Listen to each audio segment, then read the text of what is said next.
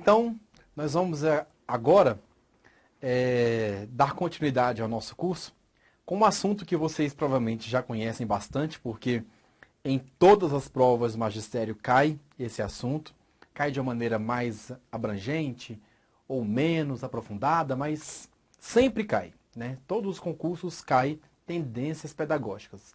As tendências que são as liberais, as conservadoras, ou as progressistas, que são as transformadoras.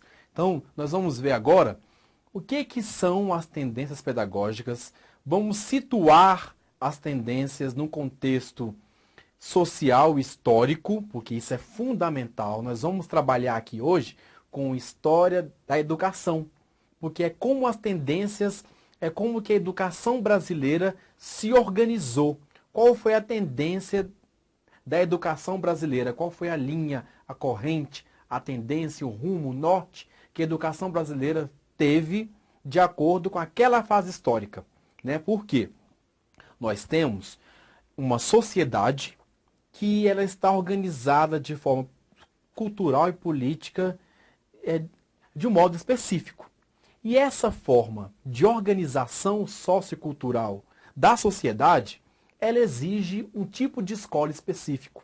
Ela demanda um tipo de escola, ela exige uma formação de alunos para atuar nessa mesma sociedade.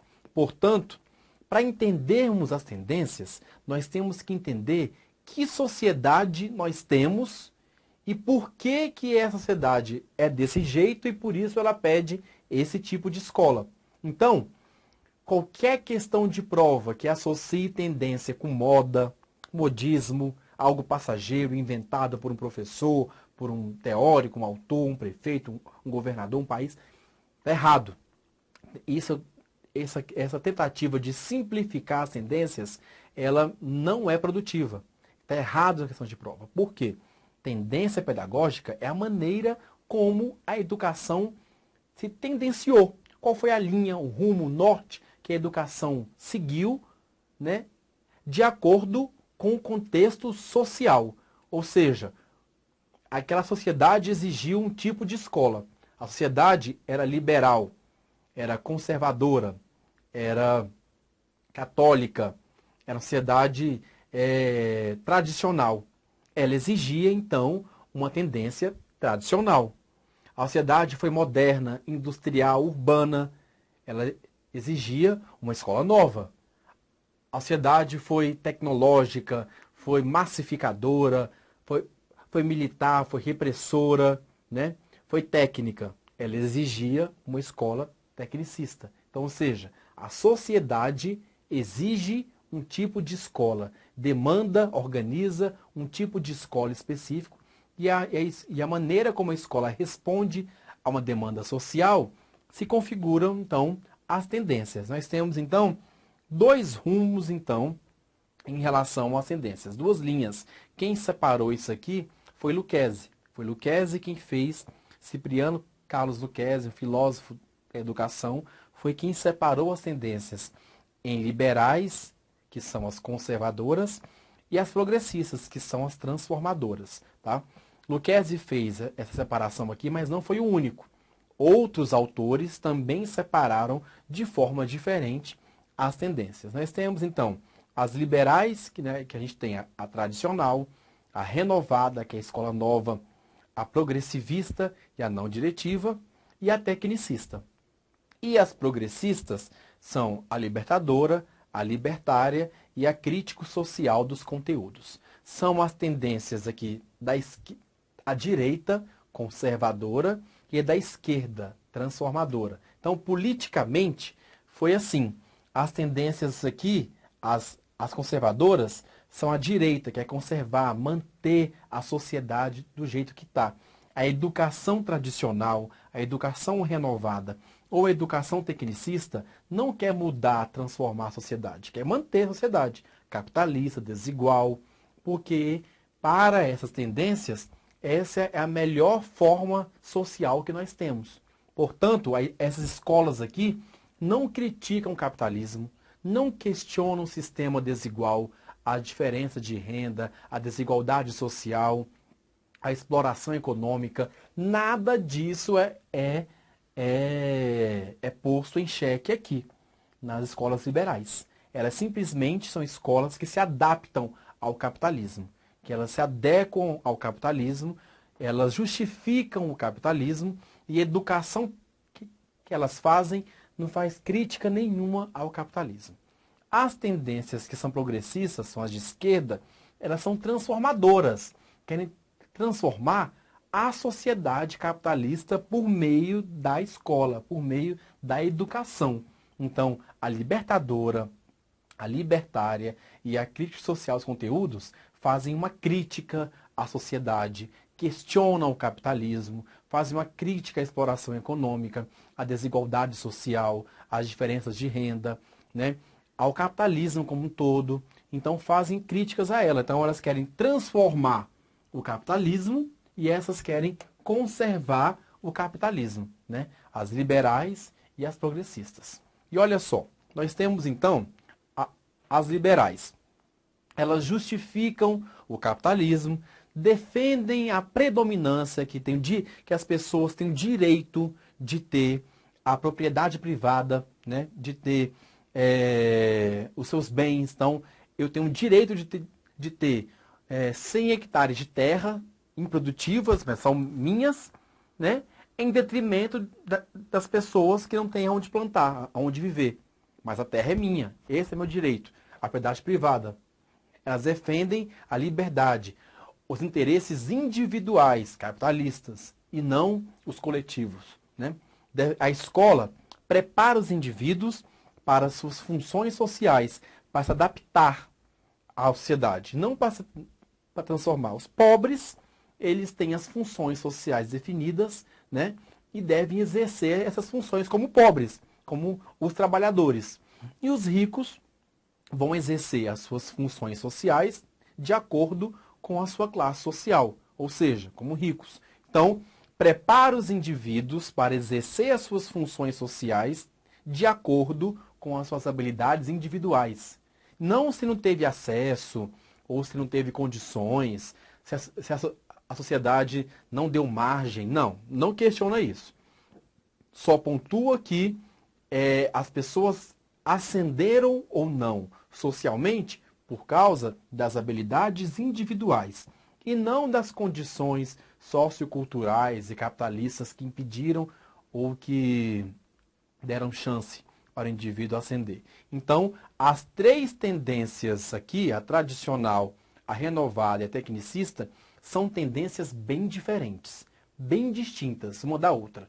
Elas não têm nada a ver uma com a outra, mas as três tendências são conservadoras e as três tendências têm esse mesmo bojo aqui, tá? Não confundam isso, porque muita gente confunde assim. A tradicional era aquela tendência mais arraigada, mais conservadora mesmo, aquela tendência bem fechada. A renovada veio abrir, amenizar, né, isso tudo. Aí parece que a renovada é transformadora. Não confundam isso. A renovada, ela renovou a tradicional, mas ela permaneceu conservadora, porque ela quer manter o capitalismo, conservar o sistema como está, sem criticar, sem mudar, sem fazer nenhum tipo de alteração. Só adaptar o indivíduo ao sistema, apenas, né? E aí, nós vamos começar então com a tradicional, depois a gente vai para a renovada e tecnicista.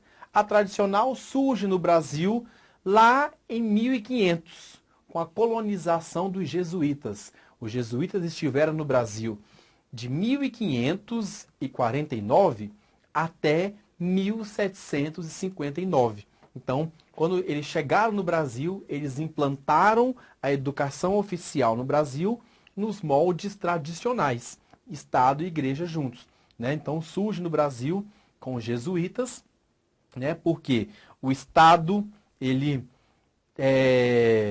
passou para a Igreja essa importante função que era a de formar uma civilização brasileira aos moldes europeus, católica, tradicional, naquele mesmo sentido. Então, a educação dos jesuítas era tradicional e foi uma missão dada pelo Estado. O Estado português disse: Não temos como explorar o país daquela maneira. Nós temos que formar uma sociedade brasileira única, com os moldes europeus, aquela sociedade organizada naquele sentido, única, por meio da educação, para que a gente possa explorar essa nova nação, né? Então, os jesuítas chegaram no Brasil em 1549, né? E aí, como que era a tendência tradicional? Que começou com os jesuítas, tá? Mas mesmo depois que eles foram expulsos, ainda permaneceu tradicional. Então, ou seja, olha só, 1549 foi quando chegou no Brasil os jesuítas. Eles chegaram no Brasil, tá?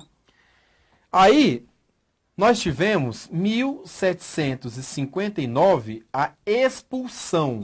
Eles foram expulsos do Brasil. Expulsão. Só que mesmo sendo expulsos do Brasil, a tendência tradicional vigorou hegemonicamente no Brasil até 1930. Tá? Então, nós tivemos aqui 400 anos de tendência tradicional hegemônica, predominante no Brasil. É muito comum nas provas cair assim. Depois que eles foram expulsos, a tendência passou, ela mudou, não é mais a tradicional, agora é só a nova. Errado, é muito comum cair isso na prova, mas está errado. Eles foram expulsos do Brasil pela reforma pombalina, Marquês de Pombal, que era o primeiro-ministro de Portugal, quis reformar, ele reformou o Estado português e as suas colônias com base no iluminismo, né? Aquela quebra entre a igreja e o Estado. Então, ele expulsou do Brasil os jesuítas e colocou as aulas régias, né? Mas a educação permaneceu tradicional do mesmo jeito, ainda por mais de 200 anos. Então foram 400 anos que nós tivemos no Brasil uma escola tradicional. E o que nós tínhamos aqui? Nós tínhamos educação centrada no professor. O professor falava, tinha uma hierarquia muito forte. A palavra do professor era tão forte que não precisava fazer experiências. Tudo aquilo que ele dizia era verdade absoluta, única, incontestável, inquestionável, era dogma, né? Ele ensina e corrige a matéria, expunha oralmente os conteúdos, era centrado nele, né? A sequência determinada, fixa, rígida dos conteúdos, memorização, repetição dos alunos, né? Sem contexto nenhum. E a palavra do professor era muito forte. O que ele dissesse era verdade. Não tinha que experimentar, fazer experiência em loco, verificar. Não. Ele disse aquilo era verdade, incontestável, pronta, acabada, determinada, sem nenhum tipo de questionamento. Porque a educação é centrada no professor que domina a matéria. Os alunos são folhas brancas, baldes vazios apenas, né? E aí, a função da escola, na tendência tradicional, é transmitir conhecimentos disciplinares, formação geral do aluno, a escola clássico-humanística, tudo isso, né? A formação geral, quanto mais ele soubesse, era conteudista mesmo. Por quê? Ele sabia de latim, de história universal, filosofia antiga, nome de rios, heróis nacionais, sabia de tudo, astronomia, mas nada disso tinha vinculação com a prática. Ele não usava nada disso. Por quê? A tradicional entendia o seguinte: quanto mais esse aluno souber, é quantitativo mesmo. Quanto mais ele souber, mais virtuoso ele é como pessoa. Então, a virtuosidade dessa pessoa está relacionada à quantidade de saberes que ele tem, mesmo que ele não use nada disso na sua prática social, né? Era disciplinares, a formação geral do aluno, né? E tinha um cunho moral, tudo tinha um cunho moral muito grande, né? Aquele aspecto moral muito forte. Conteúdos, conhecimentos, valores sociais acumulados pelas gerações passadas e jogados aos alunos para serem decorados, como verdades acabadas, como dogmas. O que é dogma? Uma verdade incontestável, acabada. Uma verdade pronta, determinada, que não tem como questionar. A igreja tem seus dogmas. São verdades da igreja que ela tem como verdade que não se explica simplesmente. que é incontestável, dogma fechado, aquilo não se contesta, não se questiona. Então, o conteúdo para a escola era mais ou menos assim. Era conteúdo fechado, pronto, acabado, determinado como uma verdade dita pelo professor, que tem hierarquia muito forte, e a palavra dele era suficiente que, para que tudo isso fosse colocado como algo incontestável, né? Que não se fez. E repetição, a memorização, cunho moral, tudo isso está ligado. Conteúdos sem relação nenhuma com a prática social, né? Não se relacionam entre si, e a escola visa a preparação moral e intelectual dos alunos, né? Quando vocês virem orientação humano-científica, ou clássico humanista, ou clássico humanística, tudo isso está vinculado à escola tradicional, clássicos, estudos clássicos mesmo, né? Objetivo: adaptar os indivíduos à sociedade, enquadrá-los à ordem social, e o aluno passivo, receptivo, obediente, conformado, né? Um aluno fechado. Paulo Freire chamava ela de educação bancária, em que o professor deposita no aluno o conhecimento e saca na hora da prova. Uma educação bancária. Era essa. Paulo Freire fazia uma crítica à tradicional. Eu já vi uma questão de prova dizendo que a educação bancária era a de Paulo Freire. Claro que não. A educação bancária é a educação tradicional que Paulo Freire fez a crítica. Por quê? Ele disse que essa educação é tradicional no sentido de que os alunos depositam, o professor faz o depósito desse conteúdo nos alunos e saca na hora da prova. Então, ele faz uma crítica, ele não defende a educação bancária, né? Ele chamou a tradicional, né, de educação bancária, fazendo uma crítica a ela, né? E aí, nós tivemos, então, a escola renovada, que foi depois de 400 anos de tendência tradicional, hegemônica, predominante, quase que homogênea no Brasil. Nós tivemos, na década de 30, década de 20 e 30, nós tivemos a emergência da escola renovada. Quando eu falo no Brasil de tendência predominante renovada, eu falo da renovada progressivista. Nós temos duas renovadas, a progressivista e a não diretiva. Só que no Brasil, predominantemente, hegemonicamente, na maioria das escolas que trabalharam com a escola renovada, foi a renovada progressivista e não a não diretiva. Ela teve importância? Teve, mas foi mais nesse ideário. Na verdade, a escola renovada, Saviani coloca muito isso quando ele estrutura a pedagogia histórico-crítica, naquele livro dele, Escola e Democracia, que eu já disse para vocês, as suas bases. Ele pontua o seguinte, que a escola renovada foi uma escola que aconteceu muito mais no ideário educacional, muito mais nos contornos. Ela não foi uma escola que todo mundo teve acesso, não foi hegemônica como a tradicional foi.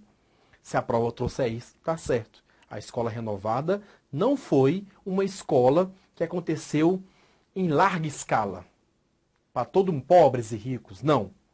A escola renovada foi uma escola que as ideias dela foram muito presentes e contaminaram os professores que foram adeptos a ela, com certeza, se abriram muito a essa escola, com toda certeza. Mas ela não foi uma escola que os pobres tiveram acesso, por exemplo. Se vocês perguntarem para seus avós, ou seus pais, avós ou bisavós, que tipo de escola eles estudaram a década de 30, foi a tradicional. Por quê? A renovada existiu muito mais com uma ideia do que a prática em si. Porque é uma escola cara, que precisava de materiais pedagógicos, poucos alunos por sala, de professores bem formados, né? E toda uma estrutura que o Brasil não tinha, né? Então, mas de qualquer maneira, a ideia veio e deu uma sacudida em relação ao tradicionalismo, né? E mudou as bases da nossa educação. Ela recebe influência da Semana de Arte Moderna de 22, surgiu na década de 30, quando Getúlio Vargas sobe ao poder. Por quê? Getúlio Vargas sobe no poder e ele fala o seguinte: Nós agora precisamos reestruturar, renovar, modernizar o Brasil. O Brasil agora é um país urbano, um país industrial. Ele cria indústrias nacionais. As indústrias geram urbanização, modernização. E a urbanização, modernização, as cidades precisam de um novo tipo de escola. Uma escola renovada, uma escola mais pragmática, mais prática. Porque é isso que a cidade é, mais pragmática, a urbanização, a industrialização é prático, é pragmático. Eu aprendo aquilo que eu vou usar. Para que aprender astronomia, o latim, história universal, nome de rios, heróis nacionais, sendo que isso eu não vou usar na prática. Então, Vargas trouxe essa escola, deu fomento para essa escola, bases para essa escola, porque a sociedade brasileira agora era outra. Foram 400 anos de uma espécie de feudalismo à brasileira que nós tivemos, né? Por isso a escola era a tradicional, porque a sociedade era tradicional, era rural, era católica, era mais fechada. Agora temos uma nova sociedade urbana, moderna, industrial das cidades. Exige-se um novo tipo de escola, uma escola renovada que seja um ideário educacional mais próximo dessa nova perspectiva de escola, de sociedade. E aí veio a escola renovada, que está alinhada com o Getúlio Vargas e com a ascensão dele ao poder. Então, nós temos um movimento social que foi liderado por Anísio Teixeira. Não é só Anísio Teixeira. Como que foi isso? Anísio Teixeira trouxe para o Brasil as ideias de John Dewey. Vamos falar dele daqui a pouquinho, mas vou adiantar aqui. John Dewey. John Dewey foi um educador, pedagogo e filósofo norte-americano. Ele foi quem criou, fundamentou, pesquisou, criou a Escola Nova Americana. Porque os Estados Unidos passavam pela sua Revolução Industrial, era uma nova sociedade moderna industrial, dessa Revolução Industrial, que precisava de uma nova escola, uma escola nova, que fosse mais apropriada, mais adequada a esse novo modelo social que se tinha. John Dewey criou essa nova escola, essa escola nova nos Estados Unidos. Anísio Teixeira trouxe para o Brasil, adaptado, adequado, né, é claro, as ideias de John Dewey. Então, se a prova trouxer quem criou a escola nova, quem fundamentou o autor da escola nova, foi John Dewey. Não foi Anísio Teixeira. Anísio Teixeira trouxe as ideias dele para o Brasil. Mas Anísio Teixeira não criou uma escola nova.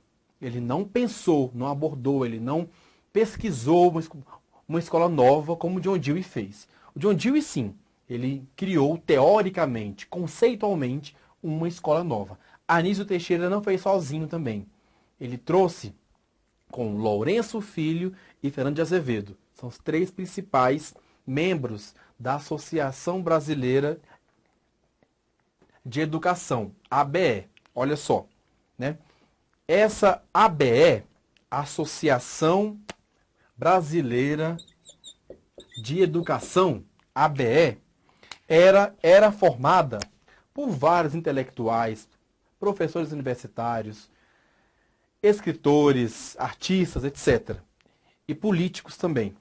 Aí nós tínhamos lá os principais, Anísio Teixeira, Lourenço Filho e Fernando de Azevedo, né? Os principais educadores presentes, participantes dessa associação. Anísio Teixeira era o presidente, o principal. Ele foi quem trouxe, por meio dessa associação, as ideias de John Dewey. E aí, essa associação, ela fez um manifesto. O que é um manifesto? É um documento. Um documento é uma carta de intenções. Esse manifesto dizia como deveria ser a educação brasileira com base na Escola Nova. Manifesto dos Pioneiros da Escola Nova. É um documento feito por essa associação, que tinha esses membros aqui, e Anísio Teixeira, como presidente dela, fez esse manifesto. Esse manifesto é um documento que dizia como deveria ser a educação brasileira nos moldes da Escola Nova Americana, é claro, né? E aí, esse documento fundamentou, respaldou a Constituição Federal de 34, que trazia 2 capítulos sobre educação. E esses 2 capítulos foi fundamentado com base nesse manifesto. Então, ou seja, por isso que se fala tanto nesse manifesto. Esse manifesto é importante por quê? Porque a Constituição de 34, quando fundamentou, quando ela escreveu 2 capítulos para a educação, esses 2 capítulos foram feitos com base nas ideias contidas nesse manifesto aqui. Esse manifesto, que é um documento, uma carta de intenções de como deveria ser a educação brasileira com base na Escola Nova. Esse manifesto foi feito pela Associação Brasileira de Educação, cujo presidente era Anísio Teixeira. Mas não era o único. Tinha também Fernando de Azevedo e Lourenço Filho e outros também, escritores, artistas e políticos importantes. Então, esse manifesto, ele organizou, fundamentou, estruturou o ideário da Escola Nova e todas as políticas públicas em relação à educação brasileira naquela época foram feitas com base nesse manifesto. Então, foi um documento que institucionalizou a Escola Nova no Brasil. Então é muito importante a gente entender esse contexto aqui, lembrando sempre que John Dewey foi quem criou a fundamentação teórica, conceitual da Escola Nova, e não Anísio Teixeira.